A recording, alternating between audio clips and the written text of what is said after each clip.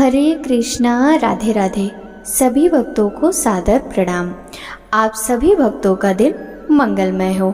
आप सभी के जीवन में सदैव श्री कृष्ण और राधा रानी की कृपा बनी रहे। वैशाख अमावस्या के दिन आप सुनिए अमावस माता की कहानी। एक गांव में सास और बहू अकेले रहती थी और उनका बेटा विदेश कमाने के लिए गया था। सास और बहू बहुत अच्छे से रहते थे। दोनों एक दूसरे की देखभाल करती थी। एक दिन बहू ने खाना नहीं खाया तो सास ने बहू से पूछा, बहू आज तुमने खाना क्यों नहीं खाया? तब बहू ने कहा, सासू माँ आज मेरा अमावस्या का व्रत है, इसलिए मैंने खाना नहीं खाया। तब सासू माँ ने कहा कि बहू ये व्रत क्या होता है और ये व्रत करने से क्या फल मिलता है, मुझे भी समझाओ। तब बहू ने कहा कि सासू माँ अमावस्या का व्रत करने से बहुत पुण्य मिलता है, घर में अन्न धन बना रहता है, सुख शांति रहती है तथा अटल सुहाग मिलता है और पुत्र प्राप्ति होती है।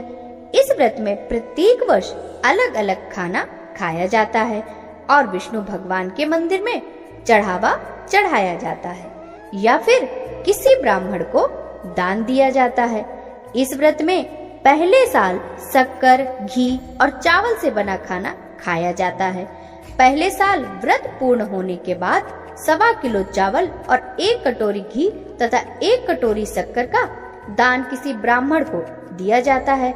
दूसरे साल जौ, घी और शक्कर से बना खाना खाया जाता है।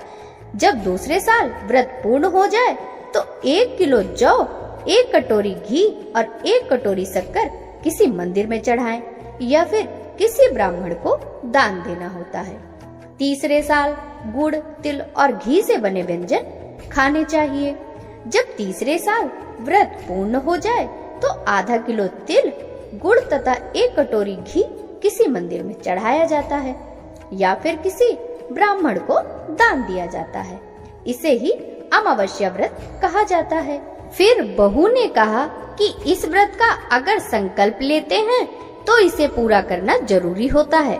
अगर पूरा नहीं कर सकते तो घर में झगड़ा होता है और अशांति आती है। तब सासू ने कहा, मेरी तो उम्र हो गई है लेकिन तुम यह व्रत करो। और बहू इस व्रत का आरंभ करती है। लेकिन एक दिन बहू ने किसी के कहने पर गेहूं से बनी रोटी खा ली और अमावस्या माता इस बात से नाराज हो गई। जो सास और बहू बहुत ही प्यार से रहती थी, इन दोनों में झगड़े होने लगे। सभी गांव वाले भी हैरान हो गए कि यह सब क्या हो रहा है। सास अपनी बहू से कहने लगी, तुम जब से हमारे घर में बहू बनकर आई हो तब से हमारे घर की लक्ष्मी चली गई। तुम हमारे लिए शुभ नहीं हो।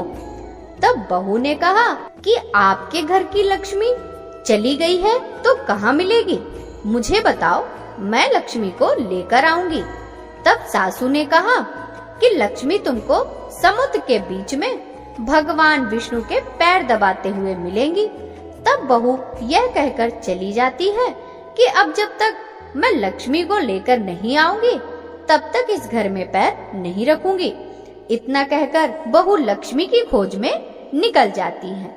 जब बहू लक्ष्मी को खोजने के लिए निकलती है तब उसे बीच रास्ते में एक गाय माता मिलती हैं। वह बहू से पूछती हैं कि आप कहाँ जा रही हो?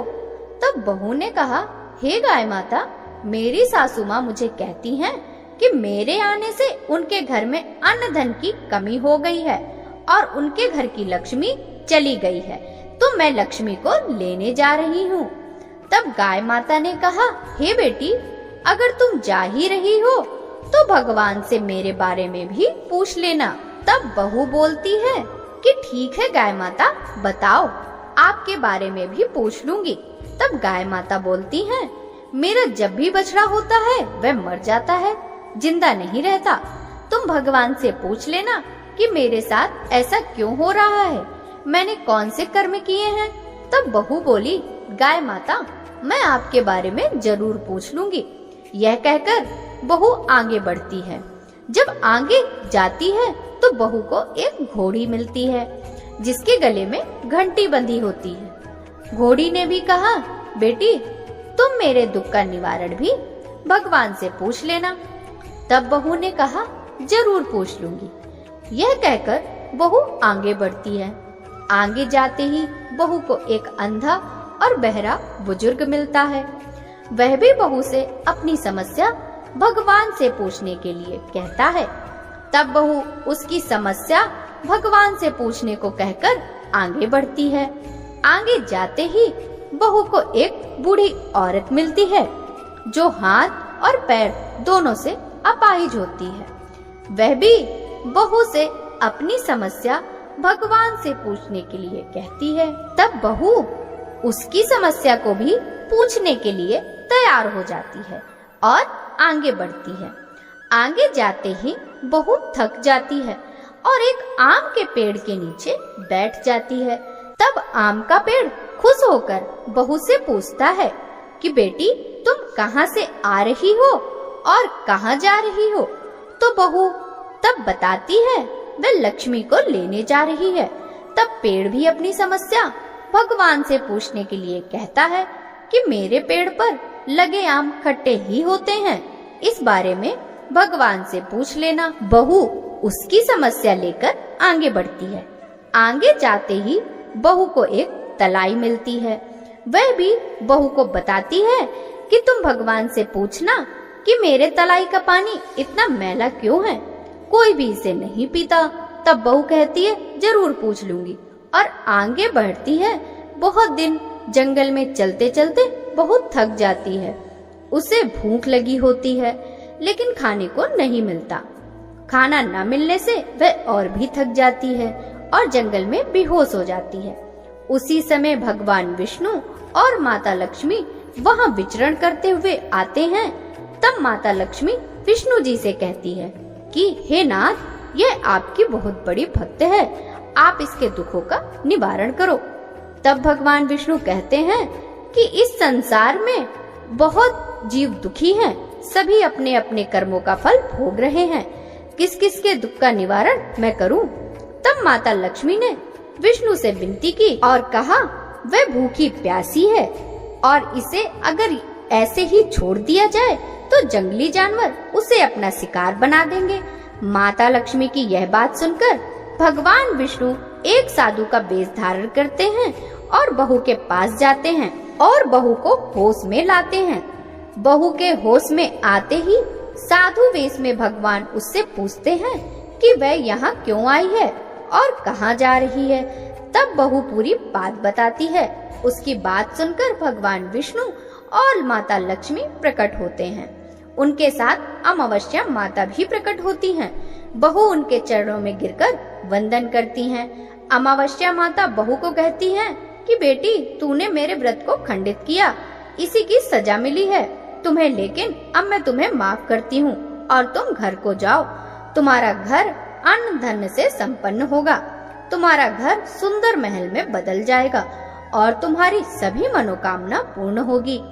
यह सब होने के पश्चात बहू रास्ते में जो भी मिला उन सभी के दुखों का निवारण करने के लिए विनती करती है।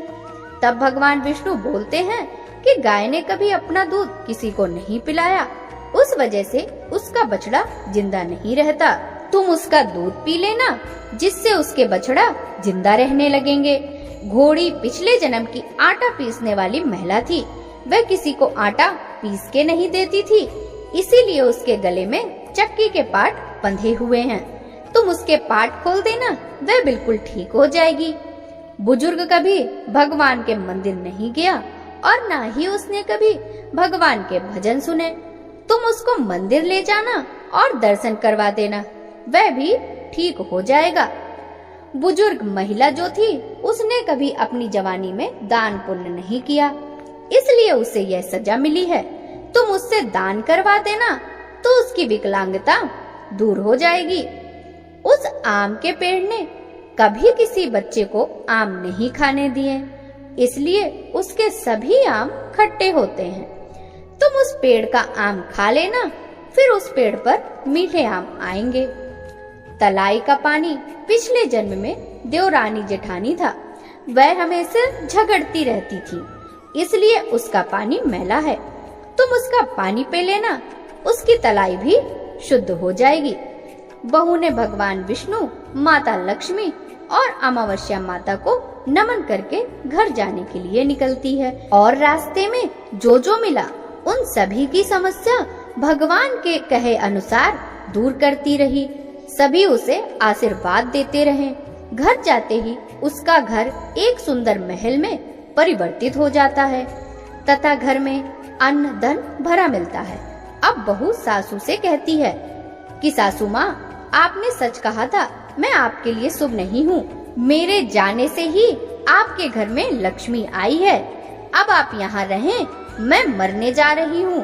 तब सासू ने कहा कि बेटी, यह सब तुम्हारे अमावस्या व्रत का फल है जो हमें मिला है। तुम यहाँ पर ही रहो, कहीं नहीं जाओगी। और सास बहू खुशी खुशी रहने लगी। एक दिन उसका बेटा भी विदेश से लौट आया और घर में यह सब देखा। तब उसकी माँ ने सब बात उसे बताई। इस तरह वह लोग खुशी खुशी रहने लगे।